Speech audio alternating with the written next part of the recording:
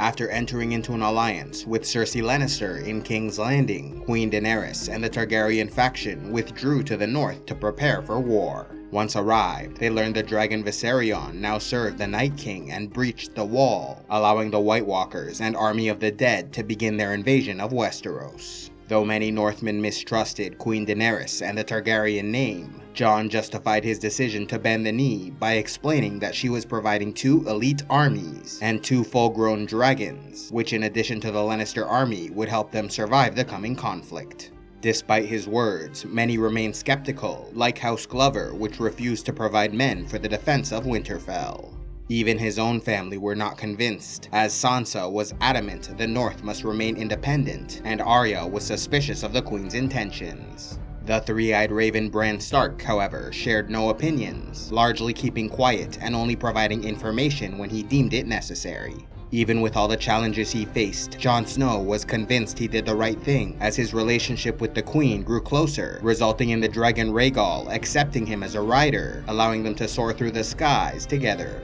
Unfortunately, their happiness was soon ripped away from them when Bran Stark told Sam Tarly to reveal the truth of Jon Snow's origins. Still in pain and angry after learning that his father and brother were burned alive by the Dragon Queen, Sam told Jon Snow that his mother was Lyanna Stark, his father was Rhaegar Targaryen, and his true name was Aegon Targaryen, 6th of his name and heir to the Iron Throne. Since Jon's father Rhaegar was Dany's older brother, the laws of Westeros and Targaryen tradition meant Jon Snow was ahead of her in the line of succession. Shocked and confused, Jon needed time to process the information and kept away from everyone while the Northern Army assembled. Meanwhile, Jaime Lannister arrived in Winterfell, where he was brought before the Queen, explaining that he came to fulfill his oath to fight, but his sister would not honor hers, and was instead raising a powerful force to secure her rule, comprised of the Lannister Army, the Iron Fleet, and the Golden Company, a mercenary group from Essos with a reputation for never breaking a contract. Though Daenerys and Sansa both mistrusted Jaime, Brienne of Tarth spoke on his behalf, and so he was reluctantly accepted into their service. As Jaime took his place within the Stark Alliance, his sister Cersei gathered her armies in the south, surrounding the capital with the Lannister army as well as 20,000 warriors and 2,000 horses from the Golden Company, while the Iron Fleet protected Blackwater Bay. In order to strengthen their alliance, Queen Cersei was intimate with Euron Greyjoy, and then claimed she was pregnant with his child, though her brother Jaime Lannister was the true father. With Euron distracted in the capital, his nephew Theon Greyjoy led a mission to rescue his sister Yara being held with the Iron Fleet. Yara then commandeered a number of Euron's ships, and sailed to reclaim the Iron Islands in the name of Daenerys Targaryen. Theon, however, returned to Winterfell, where he informed the Queen of his sister's plan, and with Sansa's permission, entered into the service of House Stark. Further north, after the collapse of a portion of the wall, the Night's Watchmen from Eastwatch, led by Tormund Giantsbane and Beric Dondarrion, retreated south to Winterfell, as did the brothers at Castle Black, led by Lord Commander Dolorous Ed Tollett. Stopping at Last Hearth along the way, the two groups joined together and investigated the massacre they discovered, finding the young Lord Ned Umber impaled and left pinned to a wall in a ritualistic pattern. Realizing this meant the army of the dead was on its way to Winterfell, they raced south to reach Jon Snow, warning him that the White Walkers would arrive by morning. After ordering their people to begin final preparations for battle, Jon Snow called a war council where he organized their strategy around killing the Night King, who fathered their species, which in theory should destroy all the White Walkers and Whites. Knowing that the Night King was desperate to kill the three-eyed raven, Bran would be left in the Godswood as bait to trap and slay the enemy leader. With their plans made and people organized, the heroes of the Stark Alliance spent their last night in fellowship, and among the revelries, Brienne of Tarth was knighted by Jaime Lannister, and Sam Tarly gave his Valyrian steel sword Heartsbane to Jorah Mormont in honor of his father, Jeor Mormont. Meeting in the crypts beneath the castle, Jon Snow revealed the truth about his origins to Daenerys, which she quickly realized meant he was the last male heir of the Targaryen line. Though she was shocked and angry, their discussion was interrupted by the warning horns, signaling that the White Walkers had arrived. Armed with dragonglass and Valyrian steel, the armies and heroes of the Stark Alliance positioned themselves in and around Winterfell, awaiting the enemy. Defending the left flank was Jaime Lannister, Brienne of Tarth, Podrick Payne, and the armies of the Vale, while on the right there was Sam Tarly, Ed Tullett, Gendry, Sandor Clegane, Beric Dondarrion, and Tormund Giantsbane, alongside the armies of the north, the Free Folk, and the last of the Night's Watch and Brotherhood Without Banners. The center was held by Grey Worm and the Unsullied, with Jorah Mormont leading the Dothraki vanguard, accompanied by the Direwolf Ghost. The rest of their forces were positioned inside Winterfell, with Arya, Davos, and others atop the walls, while Lyanna Mormont and her men defended the inner courtyard. In the Godswood, Bran Stark awaited the Night King, protected by Theon Greyjoy and the Ironborn, and within the crypts beneath the castle, non-fighters like Gilly, Tyrion, Varys, Missandei, and later Sansa took refuge with the women and children. Watching from a distance, the dragons Drogon and Rhaegal soared through the darkening sky, while their riders Daenerys Targaryen and Jon Snow looked on with concern. Though they gained some small hope of victory when the Red Priestess Melisandre arrived and cast a spell to set the swords of the Dothraki aflame, it was quickly abandoned when a seemingly endless horde of undead whites massacred the vanguard and tore through the Stark alliance, pushing them back into Winterfell. After Ed Tullet was lost in the initial fighting, and Lyanna Mormont died killing a giant who breached the front gate, Beric Dondarrion was the next hero to fall, sacrificing himself to save Arya Stark, who then found herself locked in a room with Melisandre, who spoke a prophecy about her years earlier, saying, "I see a darkness in you, and in that darkness, eyes staring back at me. Brown eyes, blue eyes, green eyes, eyes you'll shut forever. We will meet again."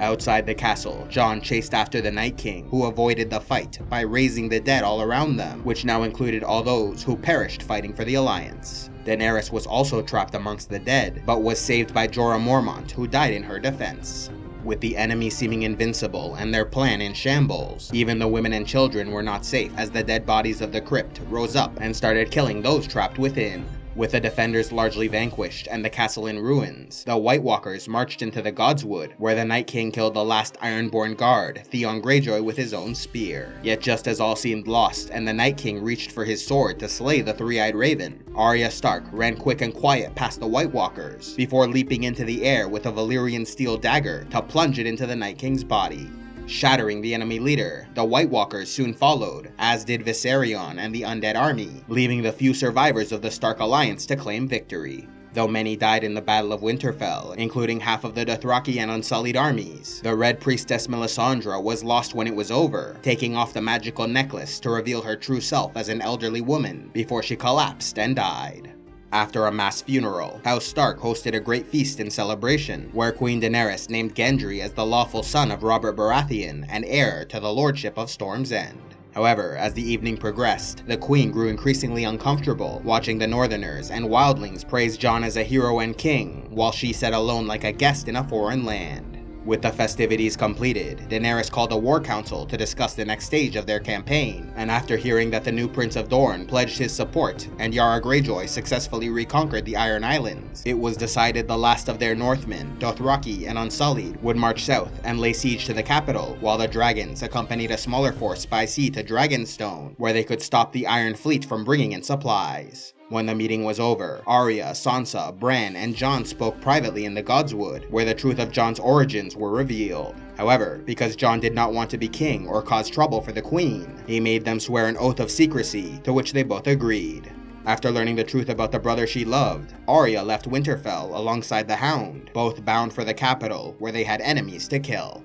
While drinking together in Winterfell, Jaime and Tyrion Lannister were confronted by Sir Bronn of the Blackwater armed with a crossbow, but he spared them when they promised to name him Lord of Highgarden in the Reach. Before the Targaryen army left to conquer the south, Sansa broke her promise to Jon Snow by revealing the truth about his Targaryen origins to Tyrion Lannister, who then spread the information further to Varys the Spider, who believed many would prefer a male heir with a better claim. After saying their goodbyes in Winterfell, Jon Snow and Davos Seaworth marched south along the King's Road with the Targaryen army, while Daenerys, Missandei, Grey Worm, Tyrion, Varys, Drogon, and Rhaegal went to White Harbor, where they set sail for Dragonstone. Unfortunately, the voyage by sea turned into a disaster when they discovered Euron Greyjoy waiting for them with an upgraded Iron Fleet, launching a series of scorpion bolts which struck and killed the dragon Rhaegal, and forced Daenerys and Drogon into retreat. This then allowed the Ironborn to destroy the Targaryen ships, resulting in the loss of men and capture of Missandei, while Tyrion, Varys, Grey Worm, and other survivors sought refuge on Dragonstone. Back in Winterfell, after giving in to his feelings and being intimate with Brienne of Tarth, Jaime Lannister learned of the death of the dragon Rhaegal and defeat of the Dragon Queen's fleet, causing him to harshly end his new relationship and return to be with his sister in King's Landing. Meanwhile, Daenerys gave Cersei one last chance to surrender, traveling to the gates of the capital to discuss terms. However, neither side was willing to give in, and so the prisoner Missandei was beheaded in plain view of Grey Worm and the Targaryen queen. Returning to Dragonstone, Daenerys grieved for the loss of her closest friend Missandei and secluded herself, getting little sleep and refusing food. Feeling isolated, desperate, and unloved, she concluded her only path to the throne was to inspire fear, and in that vein, executed Varys the Spider with dragonfire when she learned he was conspiring to name Jon Snow as king. With the Targaryen army ready for battle, they set off for King's Landing, but not before Tyrion made the queen promise she would stop the attack if they rang the city bells, signaling their surrender. As the Battle of King's Landing commenced, the capital was defended by the Lannister army, the Golden Company, and the Iron Fleet, with scorpions placed along the walls and on their ships.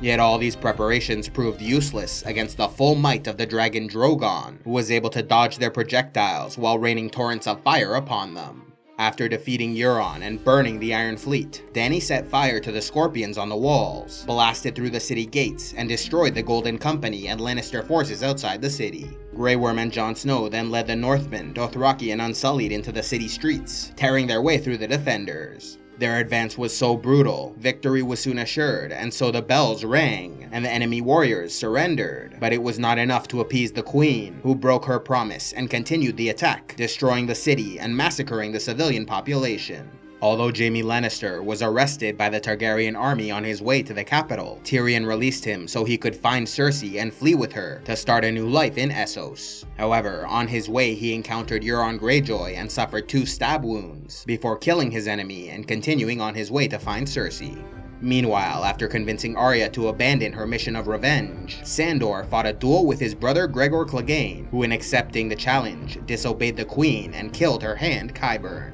Seeing that Gregor was immune to pain and injury, the Hound charged at him and crashed through a crumbling wall, launching both from a high tower to their deaths in the burning ground below. Scared and alone, Cersei broke down in tears when she was found by her brother Jaime, and the two embraced before trying to escape to the boat Tyrion arranged for them, only to be crushed beneath falling stones under the Red Keep.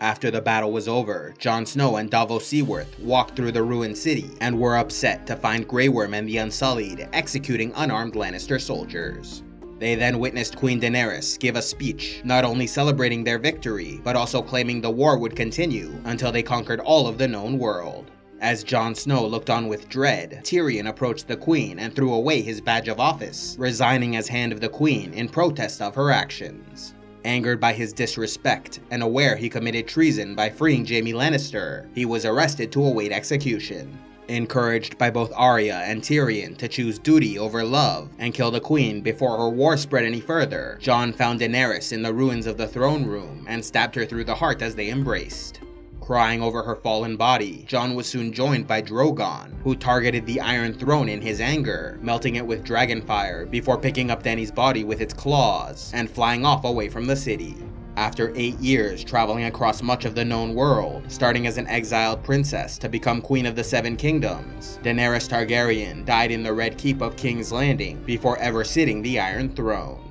Since the Unsullied and Dothraki still controlled the city, Jon Snow was arrested but not killed, as his death would result in war with the North. And so the most powerful lords of Westeros gathered for a great council to discuss the fate of the prisoners and future of the Seven Kingdoms. Although Jon Snow was not allowed in the meeting, those in attendance included the prisoner Tyrion, the Targaryen loyalist Grey Worm speaking for the Unsullied and Dothraki in possession of the capital, Samwell Tarly of Horn Hill in the Reach, Edmure Tully of Riverrun in the Riverlands, as well as Arya, Bran, and Sansa Stark of Winterfell in the north. From the Stormlands, there was Gendry Baratheon of Storm's End, Brienne Tarth of the Isle of Tarth, and Davos Seaworth of the Rainwood, while the Iron Islands were represented by Yara Greyjoy of Pike, Dorne by their new prince, and the Vale by Robin Arryn of the Eyrie, and Jon Royce of Runestone.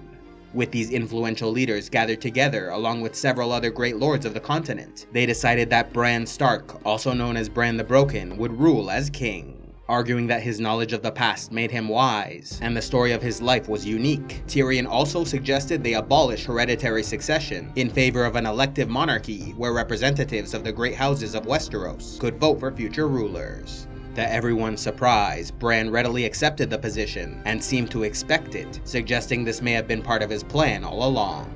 Though the vote was nearly unanimous, Bran's sister Sansa Stark objected, refusing to surrender control of the North and proclaimed them an independent kingdom. Bran accepted her decision and named Tyrion Lannister his Hand of the King. In order to appease Grey Worm and the Targaryen army, Jon Snow could not be set free and so was sentenced to once again join the Night's Watch to live out his days in exile. Satisfied with the punishment, Grey Worm and the Unsullied left Westeros and sailed for the Isle of Noth in order to fulfill his promise to Missandei and protect her people from pirates and slavers. Meanwhile, after the last of the Starks met at the docks of the capital to say their goodbyes, Arya left her old life behind to become the captain of her own ship, sailing west to explore the uncharted waters of the Sunset Sea, while her sister Sansa returned to Winterfell and was named queen in the north. Ruling as king of the Six Kingdoms, Bran the Broken remained in King's Landing, with Tyrion Lannister as Hand, Samwell Tarly as Grand Maester, Lord Bronn of Highgarden as Master of Coin, Lord Davos Seaworth as Master of Ships, Podrick Payne as a Kingsguard, and Brienne of Tarth as Lord Commander of the Kingsguard.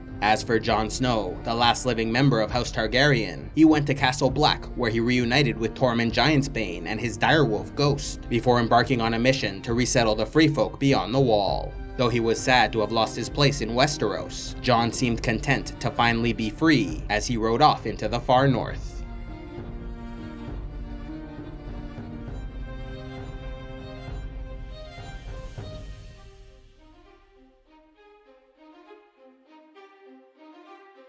Love Game of Thrones? Then be sure to check out the new book, The Thrones Effect, written by a number of respected A Song of Ice and Fire YouTubers, including GOT Academy, Because Geek, Secrets of the Citadel, Grey Area, Ideas of Ice and Fire, History of Westeros, and Smokescreen, with Chapter 5, titled Eye of the Beholder, written by CivilizationEx, exploring the various ways the characters and story can be interpreted, as well as how the audience reacted to their decisions. If interested, click on the link in the description box below, where The Thrones Effect is available as a physical copy, ebook, and audiobook.